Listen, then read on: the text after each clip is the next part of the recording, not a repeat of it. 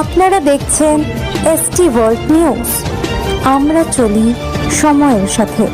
মহিষকোট হাটে বেআইনি মদ গাঁজা সাট্টার প্রতিবাদে মহিষকোট ব্রিজের কাছে স্থানীয়দের অবরোধ ও বিক্ষোভ। ঘটনাস্থলে বিশাল পুলিশ বাহিনী।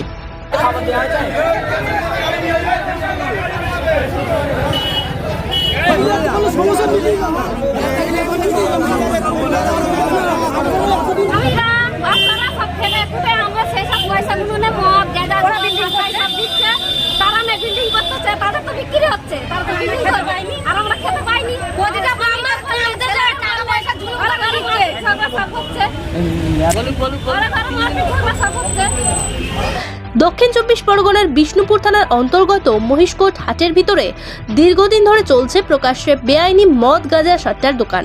স্থানীয়রা প্রশাসনকে জানিয়েও কোনো লাভ হয়নি। বেআইনি গাঁজা মদ সাট্টার দোকান বন্ধ করার প্রতিবাদে মহিষকোট ব্রিজের উপরে রাস্তায় বাঁশ বেঁধে অবরোধ ও বিক্ষোভ দেখায় স্থানীয়রা।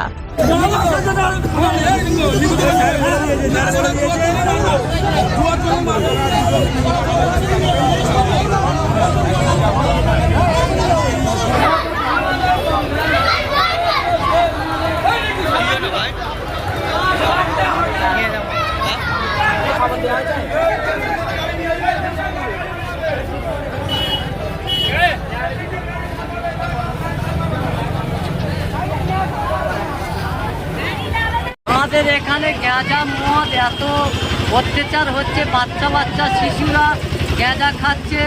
এই পরিবেশ নষ্ট হয়ে বাচ্চাদের ঘরের হাঁড়ি খোলা সব বিক্রি করে, যাই জিনিস বিক্রি করে নেশার ভক্ত হয়ে যাচ্ছে। গাঁজার জন্য বাড়িতে গিয়ে অনেকের বউয়ের সাথে অশান্তি হচ্ছে।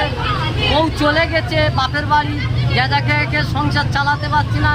যার ফলে আমরা নিজেরাই পাবলিক জনসাধারণ মসজিদ কমিটি থেকে বাজার কমিটির লোকেরা সবাই মিলে আমরা চাইছি এখানে আমাদের 2 নম্বরই ব্যবসা পুরো তুলে দেওয়া হবে। এই কারণে আমরা পথ অবরোধ করেছি। প্রায় 2 ঘন্টা অবরোধ করার পর ঘটনাস্থলে পৌঁছায় কালীতলা আশুতি থানার বড়বাবু সহ বিষ্ণুপুর থানার বিশাল পুলিশ বাহিনী। অবরোধকারীদের আশ্বাস দিলে প্রায় 2 ঘন্টা পর তুলে নেয় অবরোধ। পাশাপাশি উত্তেজিত জনতা মহিষকোট হাটের ভিতরে বেআইনি মদ গাঁজা সাট্টার দোকানে চলে ভাঙচুর, উদ্ধার হয় বেশ কিছু গাঁজা। গাঁজা ব্যবসায়ী মাবিয়া শেখ, সাবির গালকাটা বাবলু ঘটনার পর থেকে পলাতক। মহিষকোট ব্রিজের নিচেই সুড়ঙ্গ করে চলত বেআইনি গাঁজার ব্যবসা।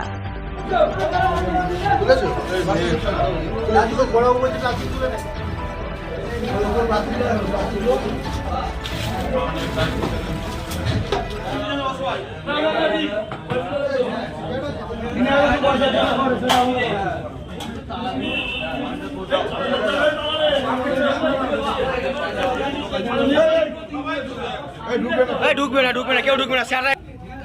কিভাবে করে রেখেছে? এটা তো ব্রিজ।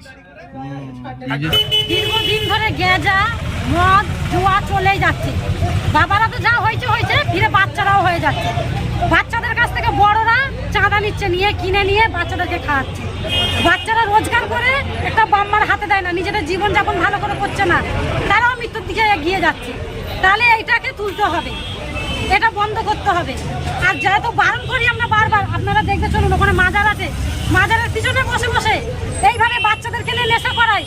বাড়িতে বউঝিরা থাকে, একটু বাইরে কেউ বেরোতে পারে না, বললে আবার গালাগালি করে, খেতেও গালাগালি করে। কিন্তু এর আগেও তো একাধিকবার পুলিশ নিয়ে গেছে ধরে। হ্যাঁ, তাতেও সেই এসে পুলিশকে টাকা খাইয়ে ফিরে আবার কারবার শুরু করে দেয়।